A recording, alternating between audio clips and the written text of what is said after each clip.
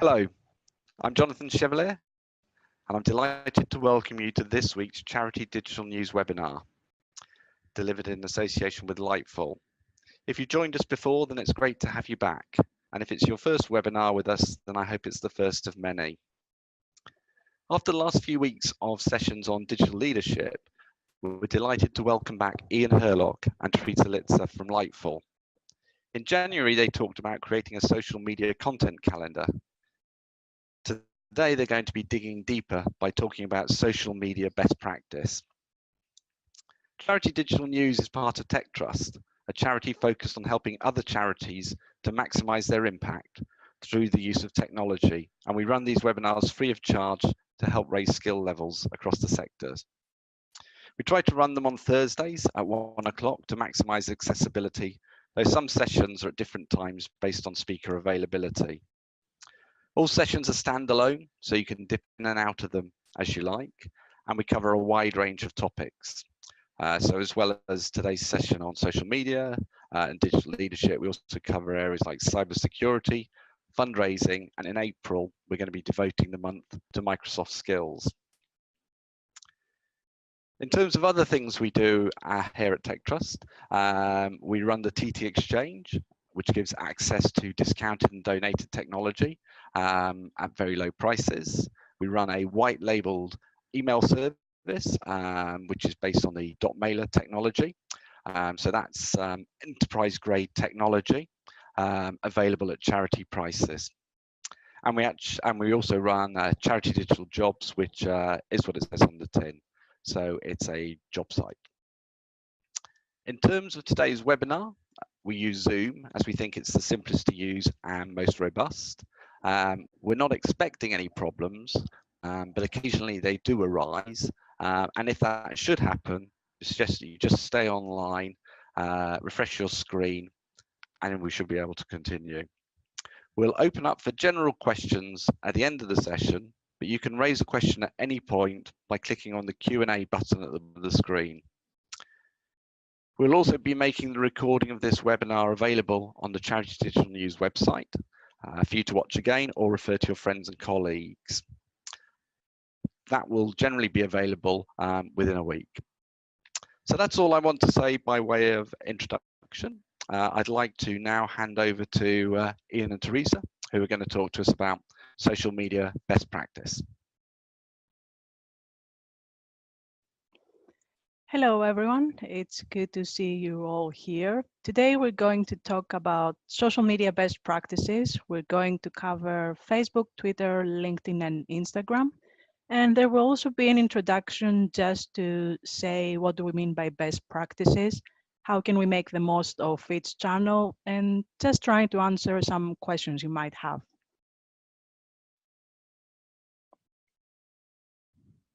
We're starting with some very basic tips in terms of getting started on social media, going beyond specific channels. The first thing we need to keep in mind when talking about social media and making the most of every channel is that it's quite useful to set goals and be quite specific with the objectives so that you know what you want to get out of every channel. SMART goals, it's just an acronym for specific, measurable, achievable, relevant, and time-based goals. And this is pretty much the idea of being very clear on what you want to achieve from every channel. Instead of just saying, for example, I want to get new followers on Twitter, it might be more relevant to say I want to reach, for example, 1,000 people on Twitter in March, because I'm running a specific campaign and I want to get this specific result. So this can be very helpful when you're trying to measure the success of your social channels. So before starting on every channel, it's good to set some goals in mind. Another challenge with all social channels is what should I post? This is always hard when we have to think of new content ideas. So these are some examples that you can have a think of what you'd like to talk about. Of course, everything is relevant on your organization and what you're usually covering on your digital channels. But these are some ideas on picking the content themes of what you want to talk on social media. It might be the messaging that has to do with a campaign. It might be an everyday post sharing a team activity, or maybe try to engage more with your supporters, create some quotes, and even share user-generated content, which is just posts or images that your supporters might have shared. This is a good way to think of creating some sort of plan and trying to get some content out of every social media channel. And another way to create a more effective social media presence is to think of the call to action. This is, for example, the link that you might see on that screenshot. It might be a hashtag, it might be any sort of action that you want to lead your supporters. But what is useful in this case is that you're trying to make sure that they don't just see a post from you without being able to follow up. So if you're doing a campaign, for example, it might be great to highlight some great images, but you might want to make sure that they visit your site or they go into your donation page. So this way, when you think of the call to action and you set some clear objectives, you start being more effective on social media and having some clear goals that you want to achieve. So we'd like to hear from you before we go into more specific social media channels. Do you have some social channels that you use more often? Would you say there is one, two, or even more that you use? Let us know in the chat.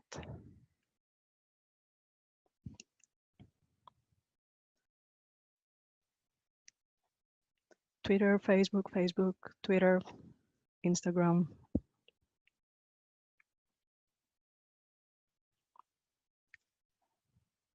Lots of you answering Facebook, Twitter, and Instagram. Some of you said LinkedIn.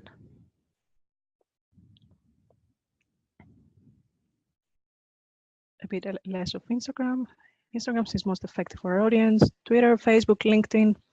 That's great. It seems that everyone is using different channels, but of course, they're also the popular ones out there. So we're going to talk about Facebook, Twitter, LinkedIn, and Instagram. So hopefully you'll be happy about it.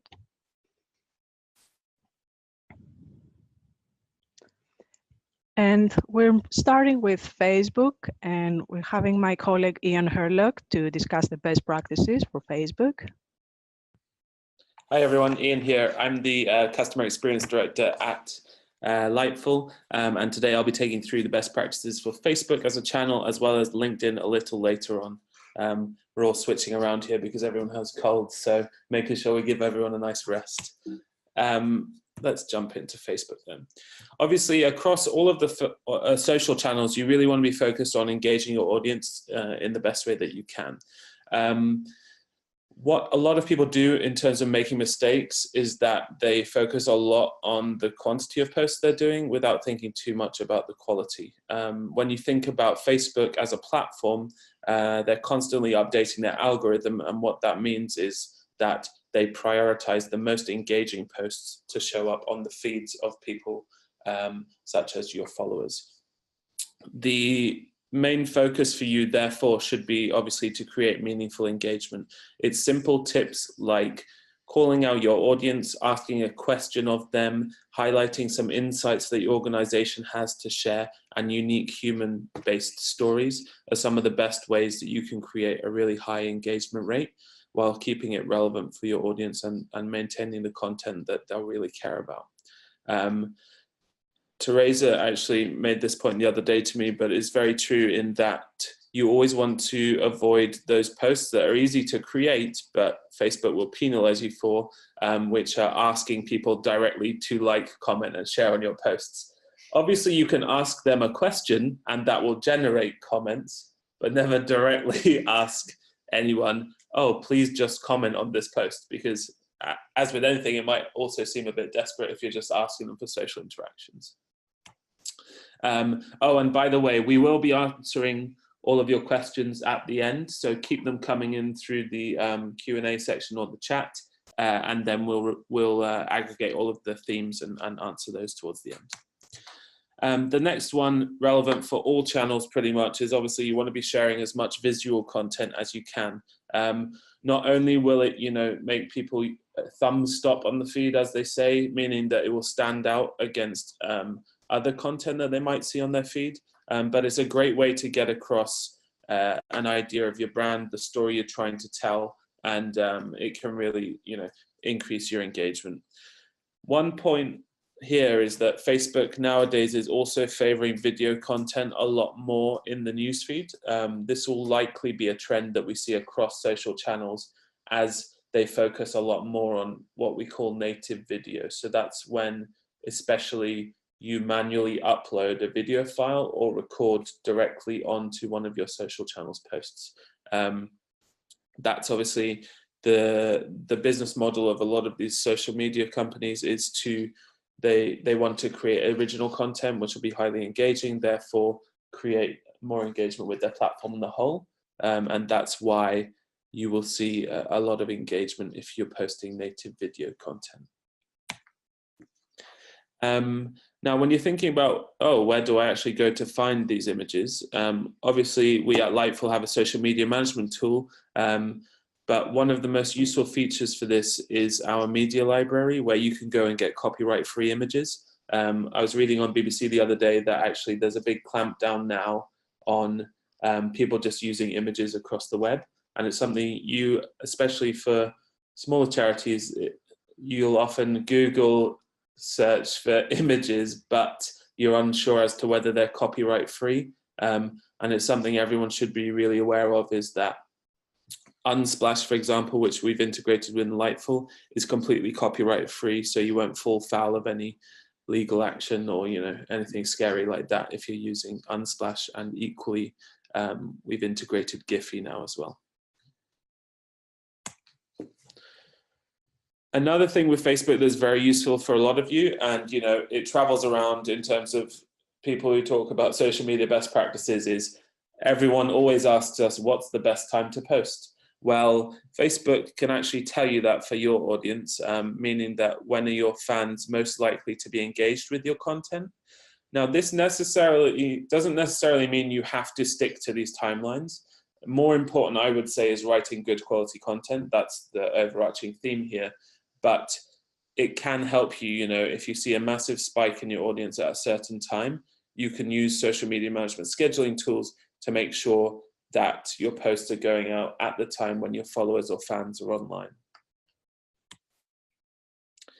And as it relates to the live video conversation we were just having, it can be a big burden for a lot of people, but if you are hosting a lot of events you think might be interesting to your supporters or fans or followers, or if someone inspirational comes to speak, then live video on Facebook is a great way to engage with your followers. And again, a stat from Facebook is live videos versus uploaded videos receive 3 times more engagement. And now you can actually see that's because they pop up on your feed. They really pique curiosity, like, why is this charity page going live right now? So in terms of attracting people in real time to your page and post, live video is a great way to do that. So whenever you have something really engaging and timely to say, have a go, dip your toe in the water, have a go at live video and see how it goes for your organization. And then another typical question everybody always asks is, how often should I post? Now, again, regardless of whether it's Facebook, LinkedIn, Twitter, or Instagram, you always want to be focused on the quality of that content over the quantity. But what we see generally is a good rhythm of posting is most organizations are posting 3 to 4 posts per week. You don't want to be posting on Facebook more than once or twice a day, just because it lowers the chances that you're going to get a large amount of reach amongst your follower base. Again, related to the way that they calculate which posts they should show to your followers. I'm going to switch back over to Teresa, and then I'll join you all again for LinkedIn shortly. And now it's time to talk about Twitter. Twitter is probably the second most popular choice for charities after Facebook when we're just getting started with social media. And the good thing is that it can be more conversational. You are also able to expand the reach of your audience and find new supporters. So a good way to do that is to start using hashtags. The hashtags are the searchable words that we usually start with a hash key, and you can just use them for your organization if you want to promote your own campaign. But you can also join popular hashtags to be part of a conversation that's already trending. So this might be a great opportunity to find new supporters or people who want to learn more about your organization. And you can check on the sidebar that's on the left when you use Twitter. It says trends for you or trends for the location that you are. This is a really great way to find what people are talking about. And if there's something relevant that you can join, then that might be a great opportunity for you. It's useful to note that you don't necessarily need to join every single conversation. If it's something that is not relevant to your organization, it might look strange for those who actually follow you. So try to follow the hashtags that seem more relevant for your organization. And the good thing to consider is that if you're using more than one word in the hashtag, try to make it easier to read. As you can see in the slide, when we wanted to make them easy to read, we just capitalized every word. This is in terms of accessibility, and it's way easier for everyone to read the hashtags when they check your tweets. And of course, the problem with Twitter is that it can be a bit overwhelming because tweets come out on our feeds all the time. They change so fast, so we can't really spend the whole day trying to publish our tweets. So that's when the scheduling is useful, because you can share several tweets throughout the day, but you don't necessarily need to be on the actual platform throughout the day. So you can start scheduling, for example, in different times throughout the day. You can have some posts in the morning when people might be commuting, so they might be checking Twitter on their phones. You might want to schedule some other tweets during lunchtime when people again might check what's going on. Or you can even schedule in the afternoon or in the evening where people think that we might not be part of our jobs yet, but it's still a great way to target people who might be using Twitter after their actual jobs. So try to test with different times so that you see what's working better for your organization. A good thing with Twitter is that you can be more social comparing to other channels. You can feel free to just create some questions, some polls, so that you try to interact more with your supporters. This is just an example from Macmillan Cancer. They try to start the day sharing some thoughts. How's everyone feeling? How you can actually find help when you want to find more from them. So even if you're not a service delivery, you can still try to be more engaging with your supporters. Or if they're asking you something, or if they mention you, you can still start a conversation.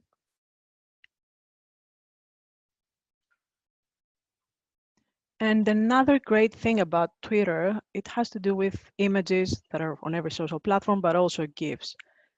Images and GIFs can be very engaging. They're very appealing, and especially on Twitter when things run so fast and they disappear so easily, they can really help you to grab attention. It's interesting that tweets with images tend to get 150% more retweets. This is really interesting. It's probably because they tend to grab your attention and they don't disappear by simply just having text. And as we've mentioned before, if you want to use, for example, the Lightful Media Library or just use Twitter directly, you can find GIFs so that you just find some relevant GIFs for what you want to talk about. Or as you can see from the examples, it doesn't have to be something that is always serious.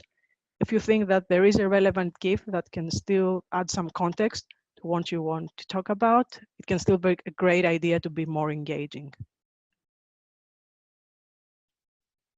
And as we've mentioned with hashtags and what's trending, it's also useful to keep an eye on awareness days. These are the days that you might see trending, like World Hearing Day or National Apprenticeships Week. These are trending throughout the day or the week that they're happening. They're usually joined by many organizations, especially charities, when they're more important causes. And if they're relevant for your cause, it might be a great way to find new supporters and people who want to learn more about your charity. So again, you can keep track of that from Twitter, where you can just see the trending topics of the day. Or if you're already using Lightful, you might have noticed we have a calendar with awareness days.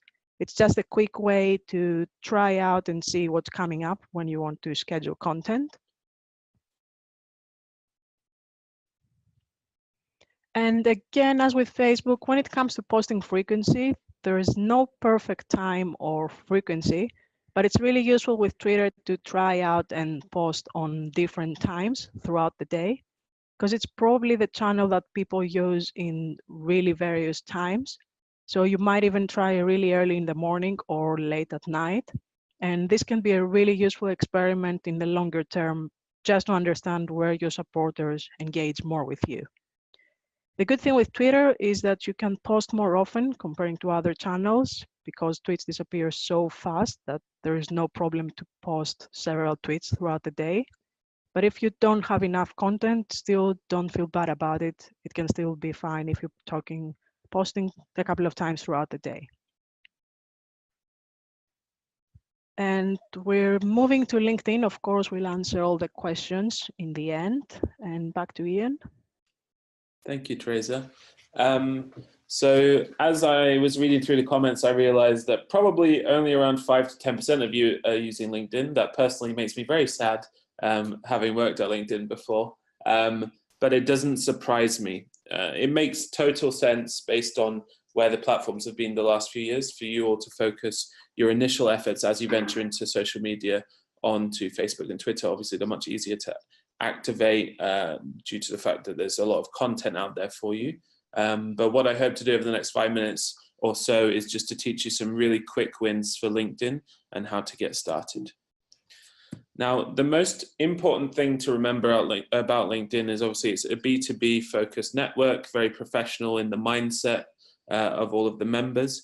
But the thing you need to remember here is if you are reaching out, you know, for new trustees, for ambassadors for your charity, for networking opportunities, for events that you're running, the network effect of LinkedIn is the most important thing to remember. So the people that you are reaching out to in your current follower base will be most likely connected to very similar people. So if you can create engaging content on LinkedIn that people like, share, and comment on, the people that will see that will be professionally more relevant for you as a charity. So unlike, you know, one of your followers on Facebook liking a post, that could be sent, you know, to their nephew, to their mother, to someone they went to university with. But on LinkedIn, there's a much higher likelihood that, you know, if you're running an event for support workers, that they're most likely connected to other support workers, and therefore the network impact and the relevance of people they'll share with is very high for you. Now, obviously, I would imagine if you have ventured on LinkedIn, you've managed to set up your company page. Literally just your hub for posting out content, as it is on many other pages. When you think about the amount of eyes or views or reach you're going to get with a post, it's going to be exponentially higher than anyone who actually visits your company page. You need to think of your company page as simply a reference page for people to access, be able to see where your website is, see your contact information, and most importantly, see who works for you if they're trying to find someone relevant to speak to. And we'll come on to treating your employees, volunteers, ambassadors, etc. as your charity ambassadors going forward in a minute, but treat your company page with that level of respect. Make sure it's branded nicely, make sure you have your about section and contact details, and then focus on really the important thing, which is growing your a relevant follower base and sending out quality content. Now, what I was saying before is what most corporate companies are doing nowadays is obviously promoting LinkedIn internally for their employees. Well, you have to remember, obviously, even as a smaller charity or non-profit, social enterprise, etc., is that your employees are part of your brand and they will reflect on your brand. So you want to make sure that their tone of voice on LinkedIn, any key messages that they might want to share about your charity or organization are on point. So make sure you put a little bit of effort into, trying to encourage your employees onto LinkedIn. You don't want to do it in a dictatorial way, like you can't force them to do it. But as with my profile here, I've got a nice picture of our team up there. and then a little section on what Lightful is all about below. It's also a great place to promote any like key content that's relevant for your employees to be sharing, so they can host that within their job title on their own individual profiles. For example, your mission statement or a document similar to that. The other thing that's really useful on LinkedIn, even if it's not where you have your biggest audience, it's where you'll learn the most about them demographically. And what I mean by that is when you look at the analytics on your LinkedIn page, you can break down still your followers by job function, seniority, industry, and company size. And what that tells you really is who's naturally interested in, you know, researching my organization. You'll always see business development and human resources ranked highly. That's obviously a lot of recruiters and salespeople are using LinkedIn. But when you discount that, it can really help you to understand and start to build different audience personas that you might want to start segmenting your messages out to. Now, when we look at the points on this slide, they don't all relate to the analytics, but the most important thing on LinkedIn is, you know, make the most of the networks of your trustees, executives, and board members. Let them share content on your behalf, because as we all know, word of mouth is still the strongest form of advertising. And if we can do that at somewhat to scale, then it can be very effective for us. One of the best ways to do this is, when I think about most organizations we work with at Lightful, everyone has, you know, a blog or a key value document or some sort of prose written document that could be reformatted into a blog post.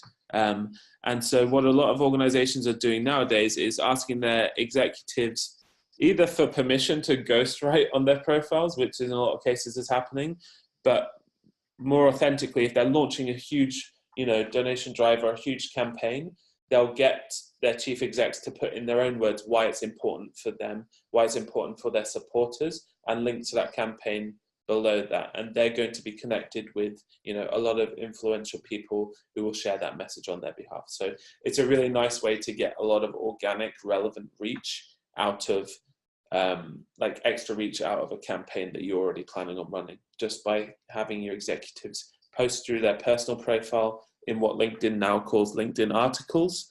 And then that will be hosted on that person's personal profile as a publishing post and will be referenced on the web. So people will be able to more likely find that content as well.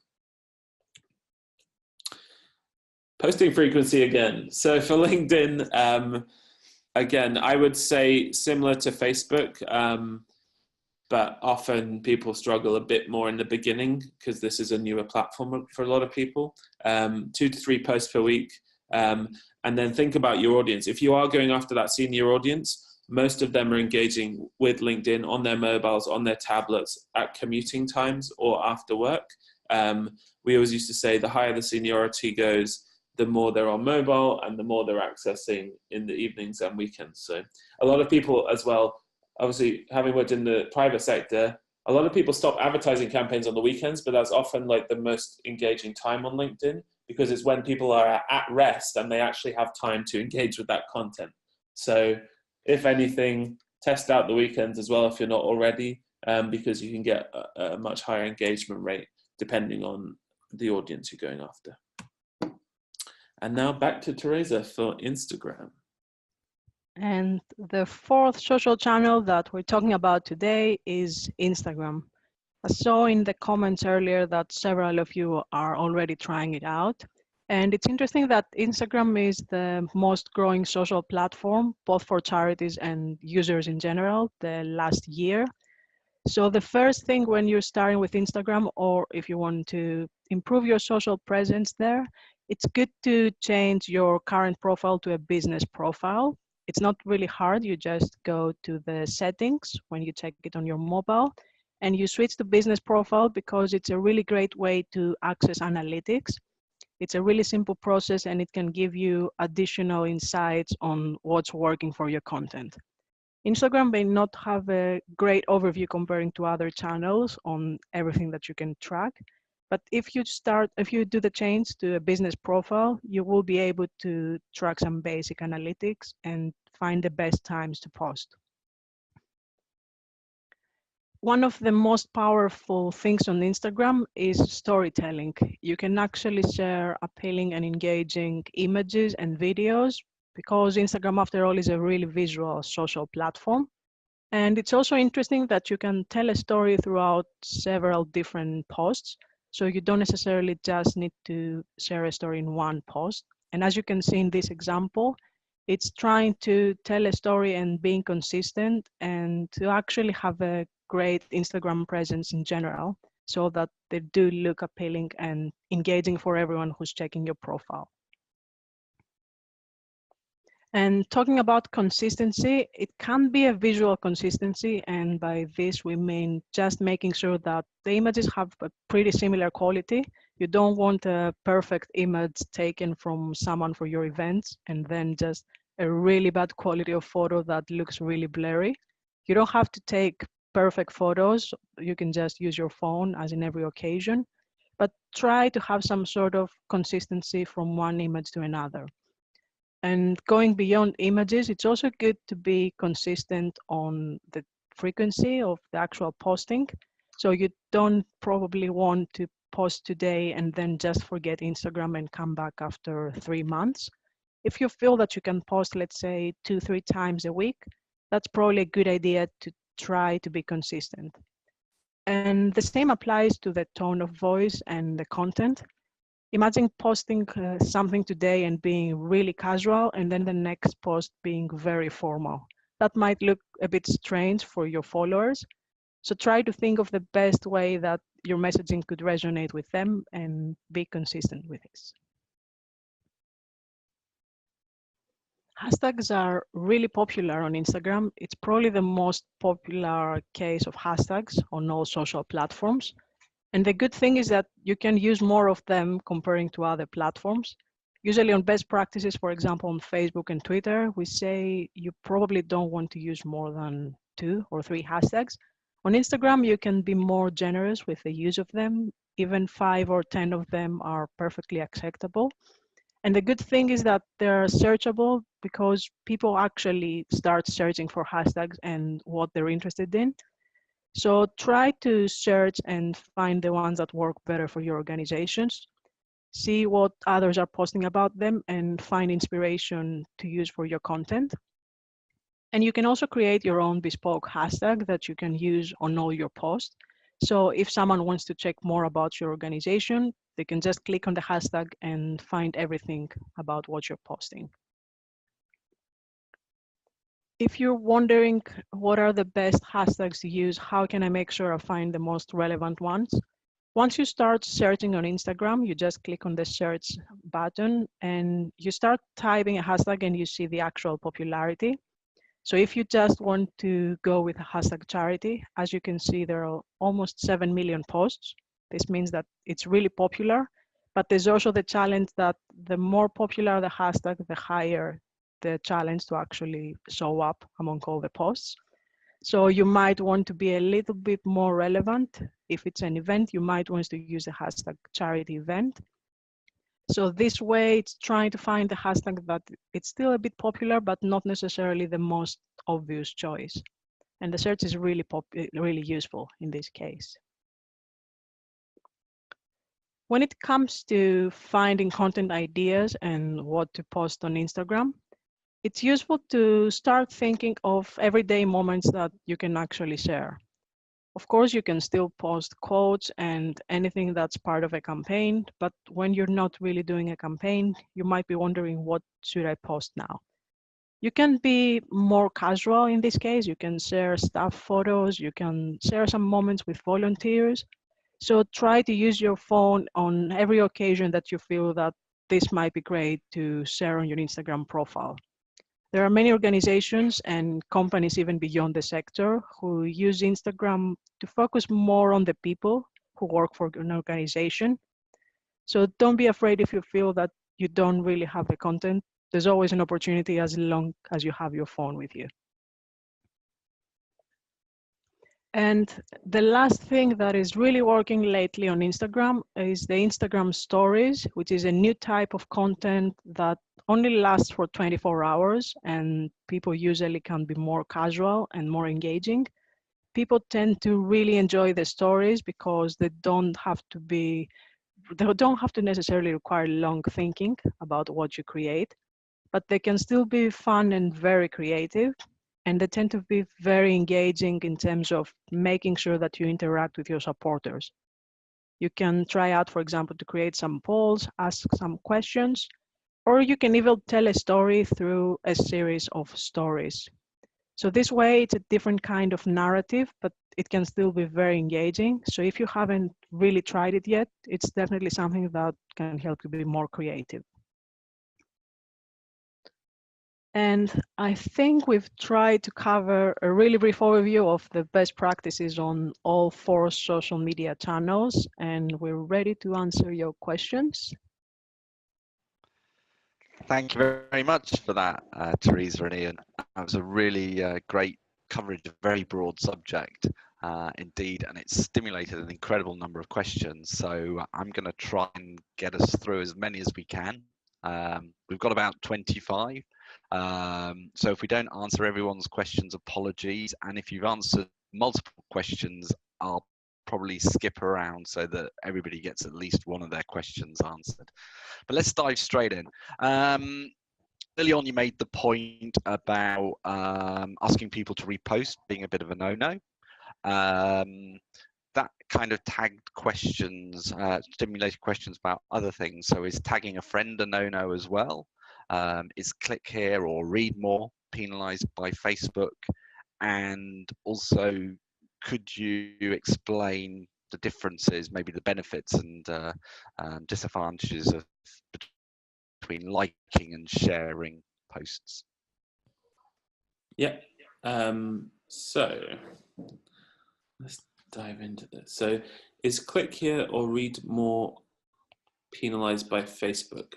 I mean, to be honest with you, I don't think it's necessary nowadays to tell people where they need to click. I think the best practice there is really to put in to any image that you're attaching the fact that it is clickable. So often we include our call to action button within the image that we're using in the post. If you're not using an image, then simply putting like read more is a lot softer than click here. I would feel that Facebook would have keywords such as click in their algorithm to deprioritize. I don't know specifically as it relates to wording, but the more salesy and clickbaity it feels, the more likely you're going to have issues having that prioritized in their feeds. Remind me, what was the like and share one, Jonathan? What's the difference between like and share? So what are the benefits and disadvantages of encouraging people to do each of those? So typically what you should think about when you're trying to get different types of engagement. So comments is obviously the best thing that you can do if you're trying to get insight from a specific audience. So similarly, on Facebook, you can do a Facebook poll or a Facebook survey. But on other platforms, when you're trying to figure out how people feel about a certain subject matter, or if you're trying to get your followers' opinions on something, asking them a question is obviously going to be the best way to generate the most comments. So I would always use comments for insights, essentially.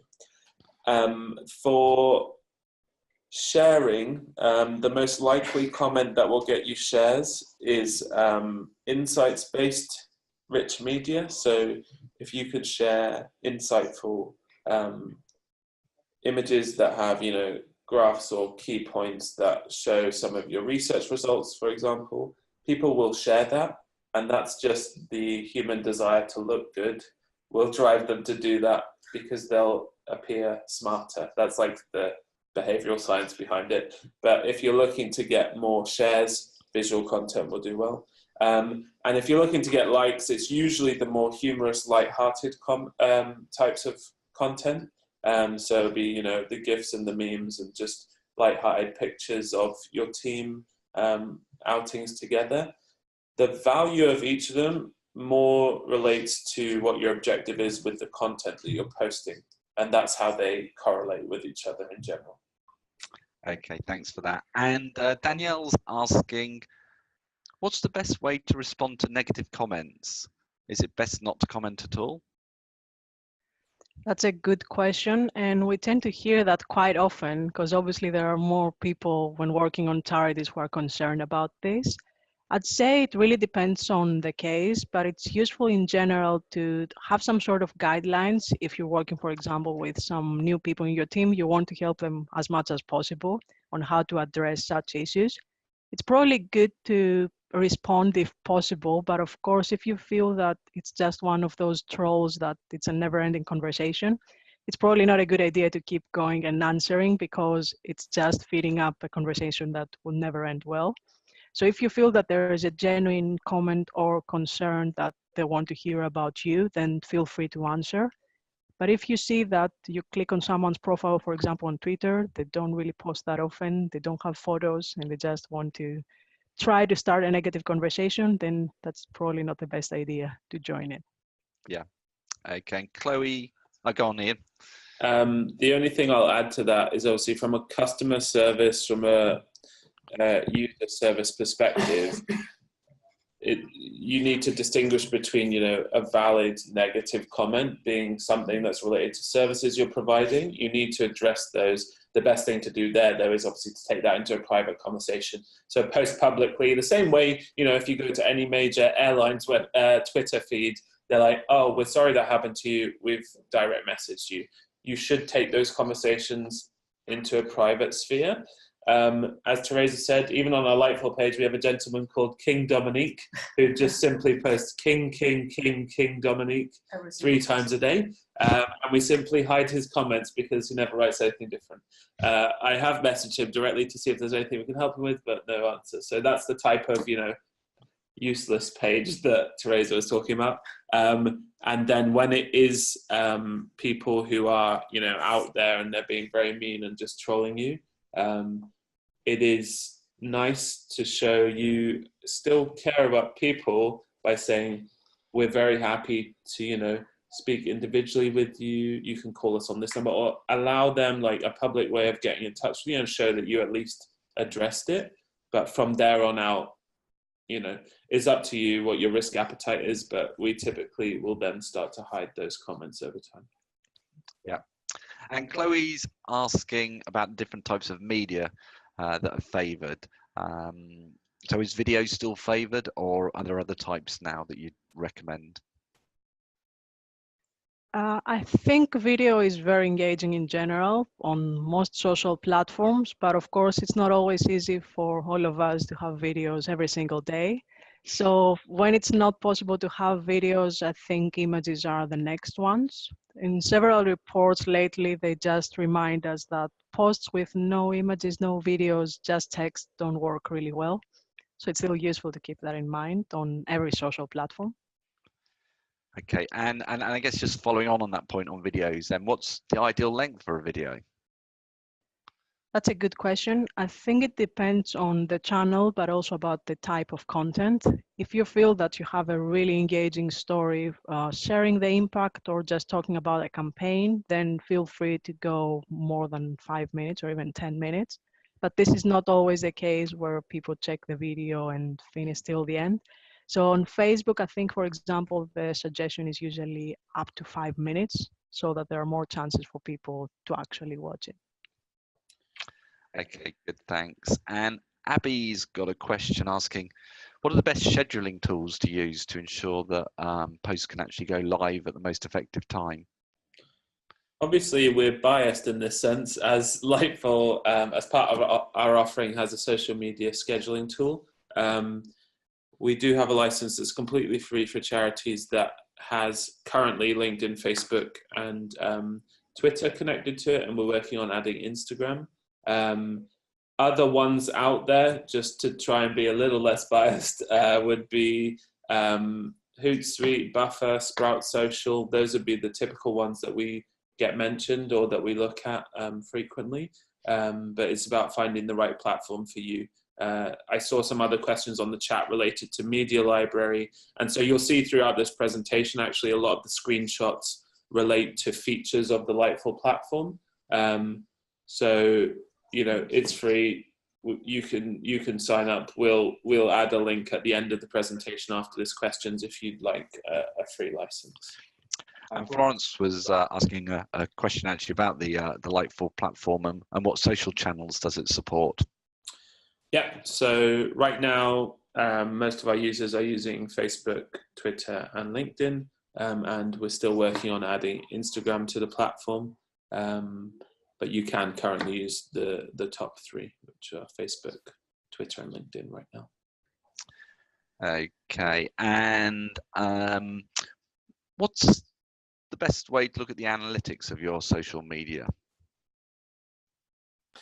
Again, I think, you know, as Teresa said at the beginning, if you're setting smart objectives, then that should give you the answer to what you should care about in your analytics. So for example, if you're looking to grow your follower count by 1,000 on Twitter within, you know, a certain type of persona over that 1 month period, you should be tracking to that when you're looking at analytics. So on a weekly basis, you might want to look at week on week, how many followers have you gained?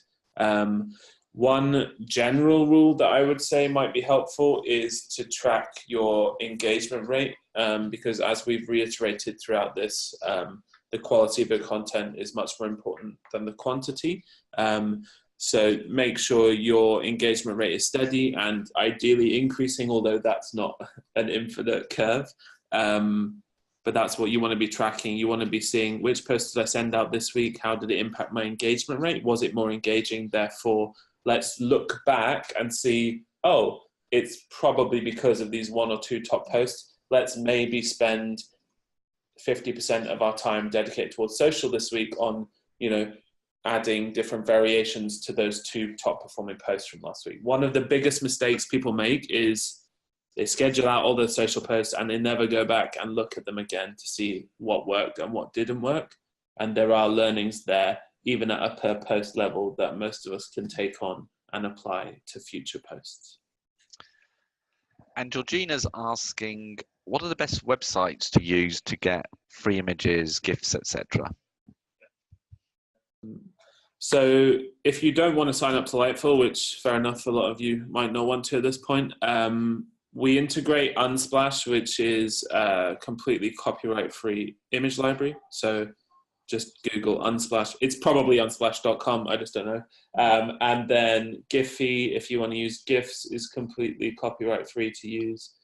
I heard yesterday, I need to check though, that memes are apparently completely copyright-free, but don't quote me on that one. And most of you won't be using memes for most of your content.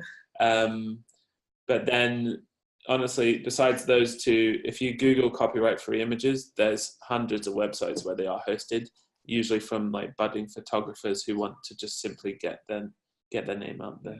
Yeah. And we've got a question from Katrina, which is more about, I guess, how you manage the social media activity within a charity. So she's saying it's difficult to allocate the work sometimes. So do you have experience of how to manage several people posting to different channels? Would you recommend a monthly meeting to discuss hashtags and involve smart targets? They're only a small charity and time is precious. Though I think that's probably, time is precious for everybody, actually, small or large charity. And this is why we designed Lightful.com. Seriously, that is why we designed it. What my advice to you would be is, you can do this either in Lightful or as like in your office outside of it. But we have something called the approval queue functionality. And what we designed that to be is essentially one person as an admin can ask other people in the organization to contribute content ideas within the platform. And then they ultimately have the power on what goes out and what doesn't, as usually the expert or like someone who's a bit more au fait with like communications best practices, like you all joining this webinar could be an admin. But the best way to do it is have a content calendar in place. We can probably send that as a follow-up because we've done a template recently. Then align on what your SMART objectives are. Again, maybe in a monthly meeting. Ask, you know, your trustees, your execs, your volunteers, your support workers, you know, your service users, if relevant, and if you can do so, it's not sensitive, to contribute content ideas to you. because the time piece, I get that totally. A lot of the burden is creating original content. That's what takes the longest piece of time. If you have a smart objective and you communicate that within the organization, even if someone's reading a news article that relates to that, it's like, oh, we want to spread the word this month about child sexual exploitation in a certain region of the UK. If someone, your office is in that region, someone's reading regional news and there's a relevant article there, they can submit that to you. So essentially you're creating a content engine for yourself that then you go through, what the objective is for it. You can simply, play around with the wording a bit and then schedule it out. And that's the whole flow we would like to see most people doing in Lightful, but we accept that not everyone's ready to use an online tool for that. So just replicate that process in an office on paper if that's what people prefer. That's the best way to do it. And just going back to video now, but slightly different angle. Does YouTube video still have a place when compared to native video on Facebook? Good question. When it comes to Facebook, if you have a YouTube video and you want to share it on Facebook, Facebook clearly doesn't want people to go on other platforms, so it probably won't work that well comparing to posting a native video, as you said, on Facebook. But YouTube in general does have a place in our social media presence. If you do have lots of videos for your organization, you can, for example, upload the whole video on YouTube so that you make sure you have a video library out there. But you can create some sort of excerpt from that and share 1 minute, for example, from that video and try to make it native just for Facebook. Okay, thank you. And Katrina's asking, what's your opinion on cross-linking social media, as in publishing the same content on all social media platforms? Yeah, so we're not against this, but we are for tailoring it for the different platforms. So if you take into account these best practices and tips, there's nothing wrong with having the same core message. And obviously in certain cases, we're just in a rush, we need to get it out. That's fine. But if you do have that extra 1 minute, half a minute to spend on customizing, then, use more hashtags on Instagram, shorten the message as much as you can for Twitter, but whilst keeping it relevant. Use native video on Facebook. Incorporate all of these tips that we've taught you today if you have the time for it. But in theory, as long as it's good quality content that you feel is telling a story and it's going to engage the audience you're trying to target with it, there's nothing wrong with cross-platform storytelling. And it's a good way over time to figure out, people on this platform, the engagement rate wasn't so high. So in some ways, it's a nice control test for you to say, this type of content is working really well on this platform, not so much on this one. Maybe, when we have time, we'll optimize for that. Yes. Got an interesting question on competitions, which I think we've all seen quite a lot of over recent years. So do you think they're actually a good mechanism for encouraging engagement with the likes of Facebook, or are they actually deprioritized? I think Facebook is trying to deprioritize the cases, like in every other post, when you're saying like this post and share it and we'll find the winners. So I think you might want to be a bit smarter. You can still say that the competition will involve those who share the post, but it's more about making sure that the messaging is not making a really direct ask, because they try to make sure that it's not really a spam post. So they try to be more careful with this. And Margarita's asking, what are your tips on increasing traffic from Facebook to their website? So they find that links typically perform worse than videos. So sometimes what they do is they add the links into the first comment. But do you have any comments? Is that a good way to do it, or do you have any other tips on doing things better? I think they've sort of answered it for themselves in the question, in the sense that some of that content before might have literally the whole objective of that post would have been, please visit our website, which, isn't engaging as such for a lot of people without a reason. Whereas if you're posting, as the cancer research story there, if you're posting a human story that tells how much impact you're having with your service users or the people you're trying to help, or the cause that you're trying to help, people will, you know, then dedicate time to go and visit your website by themselves. So, you know, you've got your page name there. Anyone who puts that into Google is probably going to find your page if they want to. So again, it goes back to, who am I trying to speak to? What am I trying to say? And thinking always, why is this relevant for them? Obviously, we all have the pressure of, I need to get this campaign out and it's about X, Y, and Z. But if you don't have that critical thought of, okay, why will my audience care about this? Then you know you're never going to get traffic to your website, because they don't understand why they should even go there. Yeah. Now, I'm very conscious of the time. We've answered lots of questions, and there's lots that we just haven't really got time to cover. Are you okay if people email you in with questions that we weren't able to cover? Yeah.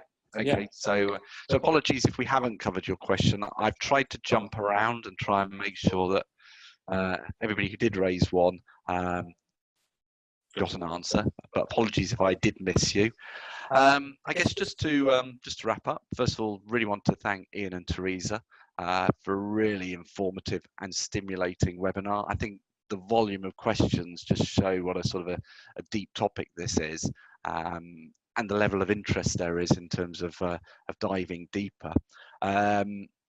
Just for everybody's information, we are doing other sessions with Lightful as well. They're going to explore other aspects of communication, but that will give opportunities to delve into other relevant content as well.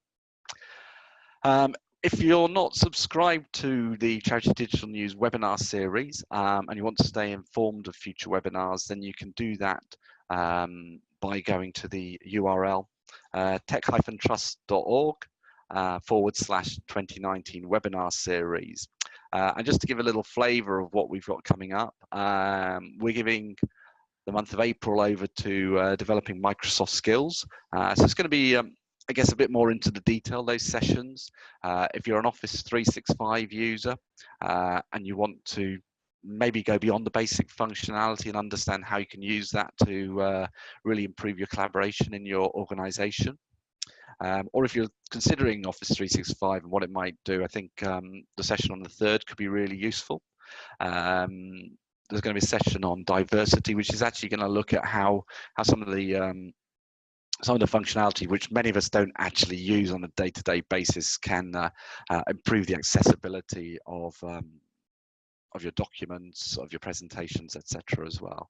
And then also looking at managing volunteers and donors and teamwork as well. So really deep dive into lots of different aspects of the Microsoft technology landscape. So I hope you can join us for those. And then in due course, we'll be publishing details of the sessions to follow in future months as well. So I'd like to thank you all very much for your time today. Thank Ian, Teresa again. And look forward to speaking to you again soon. Thank you and goodbye.